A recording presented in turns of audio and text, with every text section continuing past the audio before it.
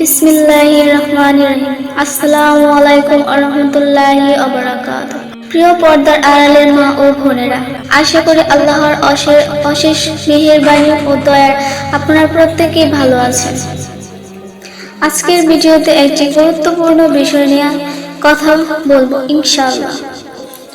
তাই সকল প্রিয় ভাই বোনদের নিকট অনুরোধ, ভিডিওটি শেষ পর্যন্ত দেখবেন।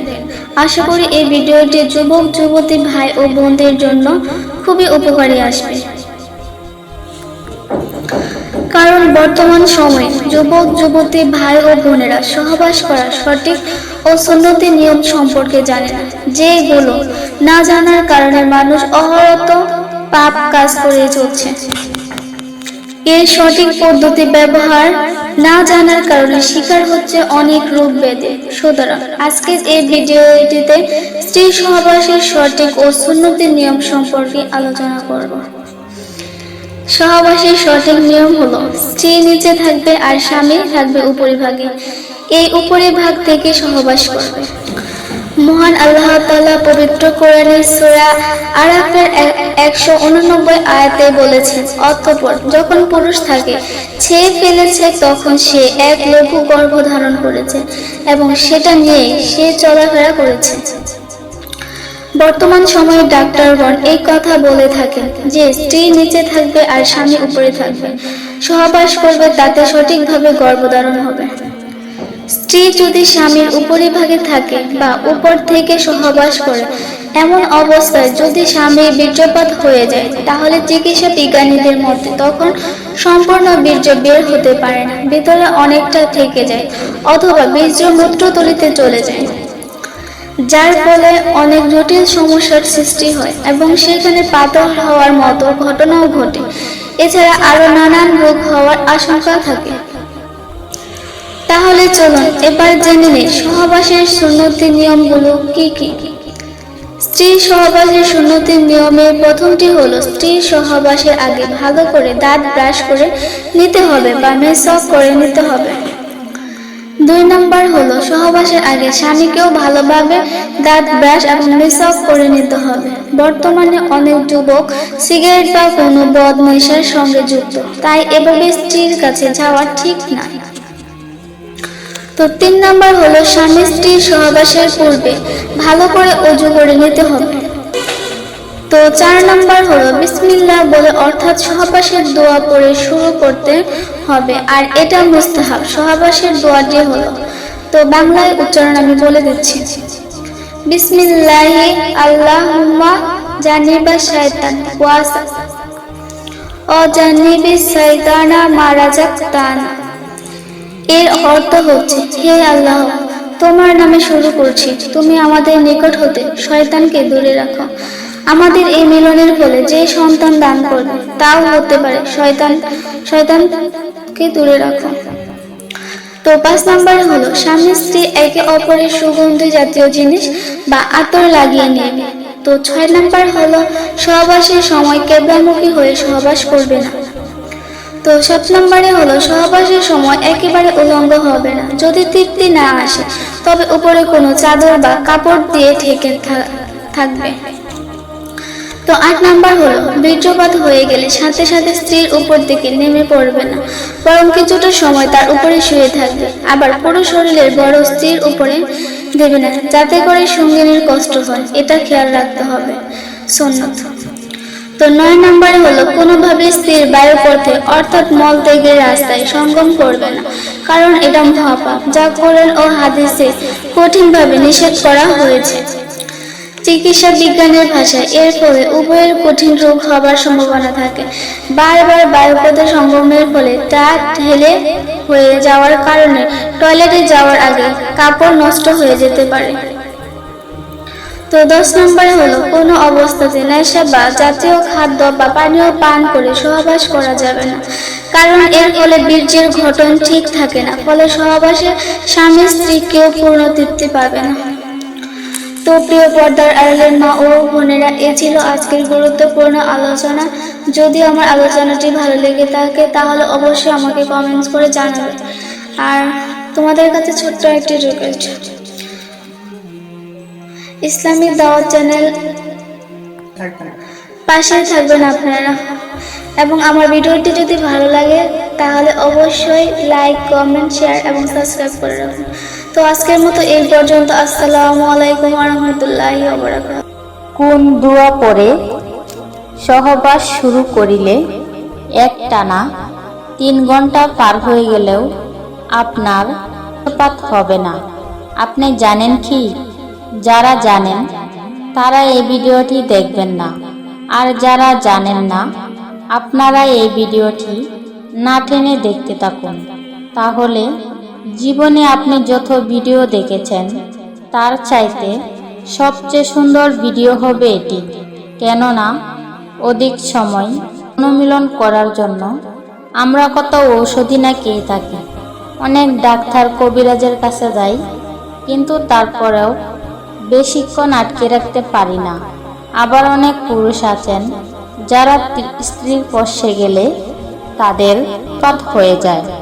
আবার অনেকেই আছেন প্রবেশ করানোর সাথে সাথে বীর্যপাত হয়ে যায়। খুবই দুঃখের বিষয়।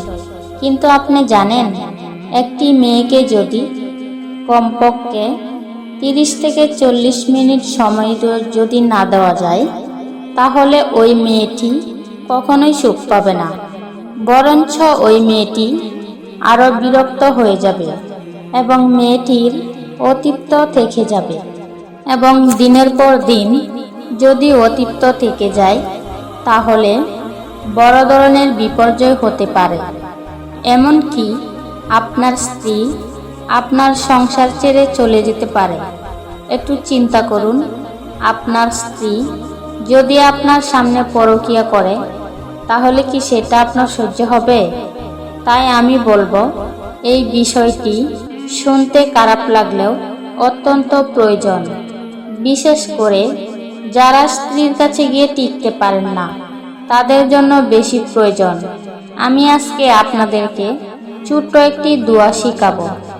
এই দোয়াটি পড়ে যদি আপনি শুরু করেন তাহলে ইনশাআল্লাহ আপনি অধিক সময় স্ত্রীর সাথে করতে পারবেন। তো আমি বিসমিল্লাহ বলে দোয়াটি শুরু করছি। নবীর উপর দুরূদ পড়ে নবীর পায়ে চুমুকে আমি এই ভিডিওটি শুরু করছি। তো আপনাদের কাছে একটা রিকোয়েস্ট, আপনারা যদি সহবাসের বিষয়ে নতুন নতুন ওয়াজ শুনতে চান চ্যানেলটিকে সাবস্ক্রাইব করে দিন। তো প্রিয় দিনী ভাই বোনেরা, আপনি যখন সহবাস করিবেন আপনাকে চিন্তা করতে হবে, আপনার স্ত্রীকে খুশি করতে হবে। আপনার সুখের কথা চিন্তা করতে পারবেন না, কেননা আপনার চাইতে আপনার স্ত্রীকে খুশি করা আরো বেশি গুরুত্বপূর্ণ। না হলে আপনার সংসার টিকবে না। প্রিয় দিনী ভাই বোনেরা, সহবাসের সময় স্ত্রীকে অনেক বেশি আদর সোহাগ করতে হবে। আপনি যত বেশি আদর করবেন তত বেশি হবে, আর তত তাড়াতাড়ি আপনার স্ত্রীর অর্গাজম হবে। আর অর্গাজম হলে বুঝবেন আপনার স্ত্রী পুরোপুরি তৃপ্তি পেয়েছে। আর যদি আপনার স্ত্রীকে অর্গাজম করাতে না পারেন তাহলে কোনোদিনই আপনার স্ত্রীর তৃপ্তি হবে না। তাই আমি মনে করি সহবাসের শুরুতে আপনি যত বেশি আপনার স্ত্রীর কপালে, গাড়ে, ঠোঁটে, গলায়, স্তনে, নাভিতে, পেটে, পিঠে এবং বাহিরের অংশে হাত দিয়ে আদর করুন। যত বেশি করবেন তত তাড়াতাড়ি উত্তেজিত হবে। তার আগে অবশ্যই বিসমিল্লাহ বলে আল্লাহর নামে শুরু করবেন। হে আল্লাহ, আমি তোমার নাম নিয়ে আরম্ভ করছি, অতএব তুমি আমাদেরকে শয়তান থেকে হেফাজত করো। প্রিয় দিনী ভাই বোনেরা, এছাড়াও অধিক সময় সহবাসের জন্য একটি ছোট্ট দোয়া আছে।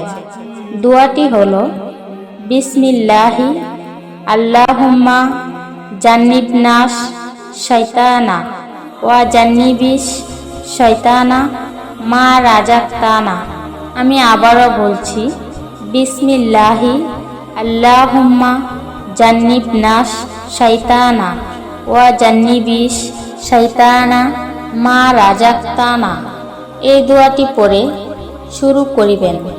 ইনশাআল্লাহ অধিক সময় ধরে, যদিও অল্প সময়ও, আপনার স্ত্রীকে পরিপূর্ণ তৃপ্তি দিতে পারবেন।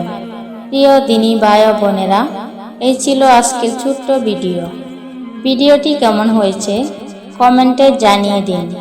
কেমন ভিডিও দেখতে চান তাও কমেন্টে জানিয়ে দিন, এবং এই ভিডিওটিতে লাইক কমেন্ট শেয়ার করে সবাইকে দেখার সুযোগ করে দিন।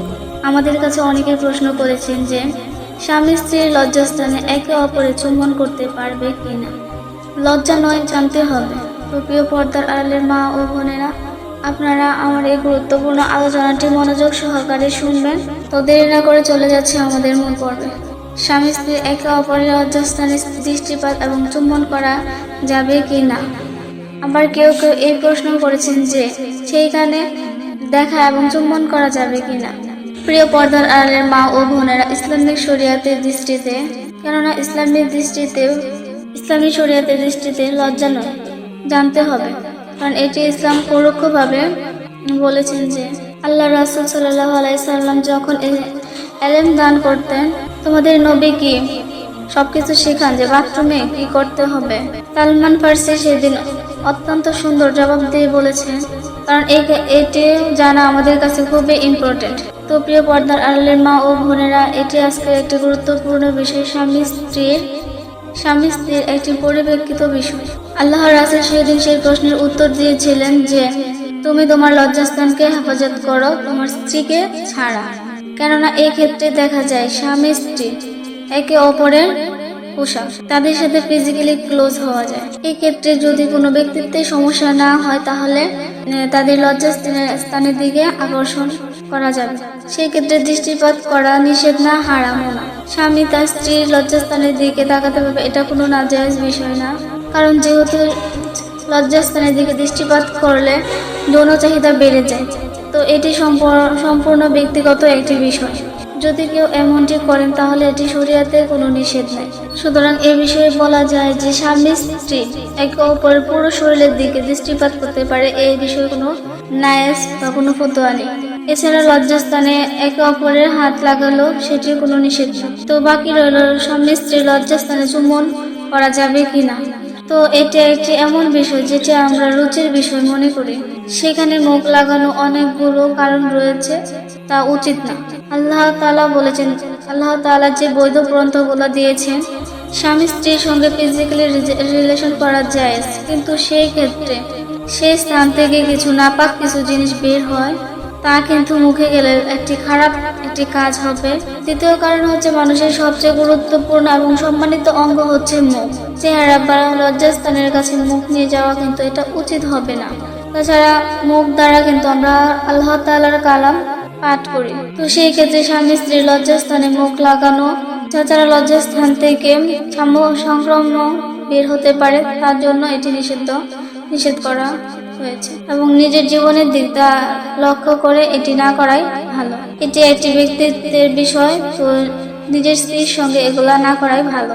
তো প্রিয় পর্দার আড়ালের মা ও বোনেরা, আশা করি আপনারা এই বিষয়টি বুঝতে পেরেছেন। যদি এই আলোচনাটি আপনাদের ভালো লেগে থাকে তাহলে অবশ্যই কমেন্টস করে জানাবেন। আউযু বিল্লাহি মিনাশ শাইতানির রাজিম। বিসমিল্লাহির রহমানির রহিম। আম্মা বাদ। প্রিয় পর্দার আড়ালের মা ও বোনেরা ও আমার যুবক ভাইয়েরা ও আমার শ্রদ্ধেয় মুরব্বিয়ান, এই মুহূর্তে যে যেখান থেকে আমার এই ভিডিওটি দেখছেন, আপনাদের সকলকে আমার ইউটিউব চ্যানেলের পক্ষ থেকে ও আমার ব্যক্তিগত পক্ষ থেকে লক্ষ কোটি সালাম। আসসালামু আলাইকুম ওয়া রাহমাতুল্লাহি ওয়া বারাকাতুহু। আজকে আপনাদের সামনে অনেক গুরুত্বপূর্ণ একটি ভিডিও নিয়ে এসেছি। ভিডিওটি হলো সহবাসের কয়েকটি সুন্নতি পদ্ধতি। অনেকে বলেন সহবাসের আবার কি সুন্নতি পদ্ধতি। প্রিয় পর্দার আড়ালের মা ও বোনেরা, ইসলাম এমন একটি ধর্ম যার মধ্যে মানুষের জীবন চলার জন্য প্রত্যেকটি বিষয় কুরআন এবং হাদিসে উল্লেখ হয়েছে। তারই ধারাবাহিক কথায় মানুষের বৈবাহিক জীবনে বংশ বৃদ্ধির দ্বারা রক্ষা করার জন্য স্বামী স্ত্রী সহবাস ইসলামে হালাল। এ বিষয়ে কোরআনে উল্লেখ আছে, আল্লাহ তাআলা বলেন, তোমাদের স্ত্রীগণ তোমাদের শস্যকে অথবা তোমরা যেভাবে চাও সেভাবে স্বামী স্ত্রী মিলিত হতে পারো। এবং কোরআনে উল্লেখ রয়েছে, সহবাসের সময় স্বামী উপরে থাকবে আর স্ত্রী নিচে থাকবে, স্বামী স্ত্রীকে ডেকে ফেলবে। কোরআনে শুধু এতটুকুই উল্লেখ আছে। তাই হাদিস শরীফে প্রিয় নবী সাল্লাল্লাহু আলাইহি ওয়াসাল্লামের কিছু সুন্নতি পদ্ধতি রয়েছে। আমি কয়েকটি সুন্নতি পদ্ধতি আলোচনা করছি। 1 নাম্বার, স্বামী স্ত্রী দুজনকে পাক পবিত্র থাকতে হবে। 2 নাম্বার, কোনো শিশু বা পশুর সামনে সহবাসে লিপ্ত হবে না। 3 নাম্বার, বিসমিল্লাহ বলে সহবাস শুরু করা মুস্তাহাব। ভুলে গেলে বীর্যপাতের পূর্বে মনে মনে পড়ে নেবেন। 4 নাম্বার, সহবাসের পূর্বে সুগন্ধি ব্যবহার করা আল্লাহর রাসূলের সুন্নত। 5 নাম্বার, সহবাসের সময় দুর্গন্ধ জাতীয় জিনিস পরিহার করা উচিত, সুন্নত।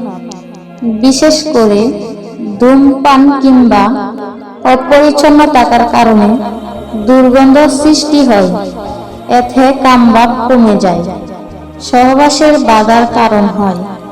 6 নাম্বার, পর্দা ঘেরা স্থানে সহবাস করা সুন্নত। 7 নাম্বার, সহবাস শুরু করার পূর্বে স্ত্রীকে চুম্বন, মর্দন ইত্যাদি করবে। 8 নাম্বার, কোনোভাবেই কেবলামুখী না হওয়া।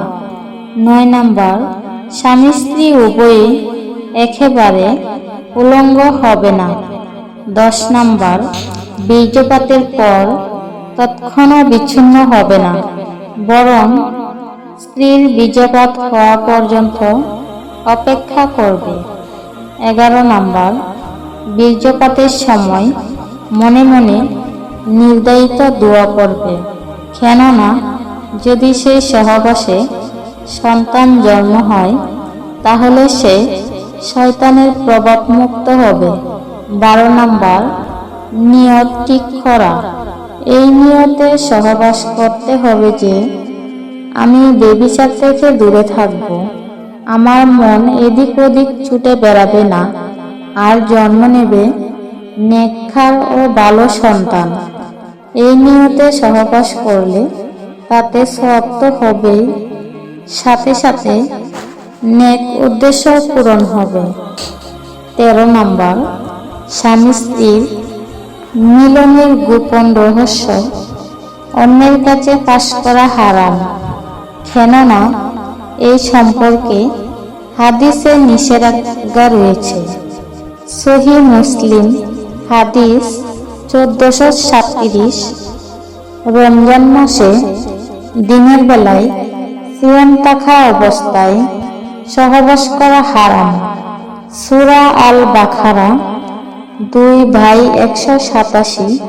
কেউ যদি সিয়াম অবস্থায় সঙ্গম করে তাহলে সিয়ামের কাজা কাফারা ওয়াজিব।